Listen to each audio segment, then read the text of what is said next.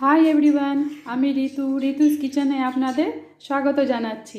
আজ আমি আপনাদের জন্য নিয়ে এসেছি মাছের মাথা আর গোবিন্দভোগ চাল দিয়ে মুড়ি ঘন্টর রেসিপি।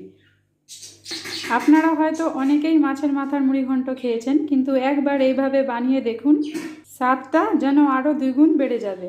এই রেসিপিটা বানানোর জন্য আমি এখানে একটা মিডিয়াম সাইজের মাছের মাথা, একটি টমেটো, তিনটে কাঁচা লঙ্কা আর একটা মশলা পেস্ট করেছি, যেটার মধ্যে আদা, রসুন, পেঁয়াজ, টমেটো দিয়ে একটা মশলা পেস্ট করা হয়েছে, আর কটা গরম মশলার, যার মধ্যে দারুচিনি, লবঙ্গ, এলাচ, 1 চামচ ঘি আর 1 বাটি গোবিন্দভোগ চালের ব্যবহার করেছি। সবার প্রথমে আমি মাছের মাথাটাকে ভালো করে ফ্রাই করে নেব, চালটাকে ভালো করে ধুয়ে ওয়াশ করে নেব।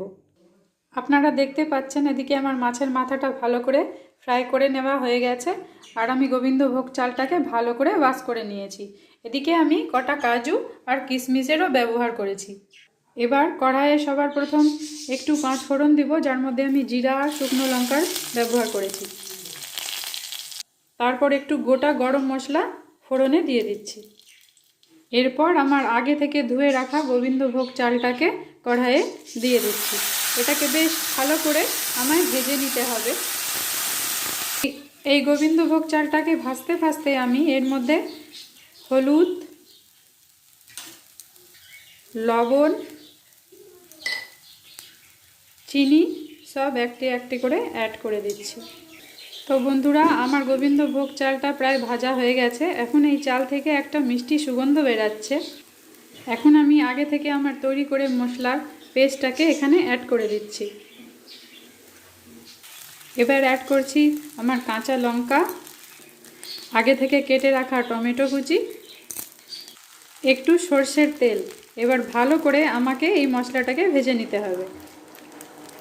আমার মশলাটা এখানে পুরোপুরি ভাজা হয়ে সিদ্ধ করার জন্য গরম জলের ব্যবহার করব। বন্ধুরা, আপনারাও এখানে ফুটন্ত জলেরই ব্যবহার করবেন, দেখবেন খাবারের স্বাদটা অনেকটাই বেড়ে ওঠে। বন্ধুরা, আমি এখানে চালটাকে সিদ্ধ করে নেওয়ার জন্য পরিমাণ মতো গরম জল অ্যাড করে দিচ্ছি। আপনারা নিজের ইচ্ছা মতো জল অ্যাড করুন, যাতে কি ভালো করে চালটা সিদ্ধ হয়ে যায়। এই অবস্থাতেই আমি অ্যাড করে দিচ্ছি আমার ভেজে রাখা মাছের মাথা দুটোকে। এবার আগে থেকে ধুয়ে রাখা কাজু কিশমিশ। একবার হলেও বন্ধুরা আপনারা বাড়িতে একবার এই রেসিপিটাকে অবশ্যই ট্রাই করুন।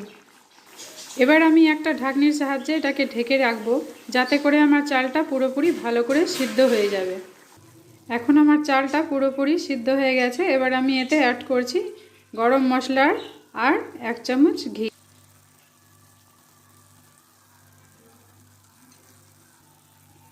ঘি দিয়ে দেওয়ার পরে নেড়ে চেড়ে এটাকে আমি নামিয়ে নেব। আর এবার আমার তৈরি হয়ে গেছে মুড়ি ঘন্টর।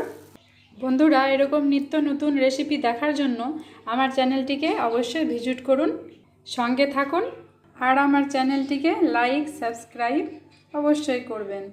Bye bye friends.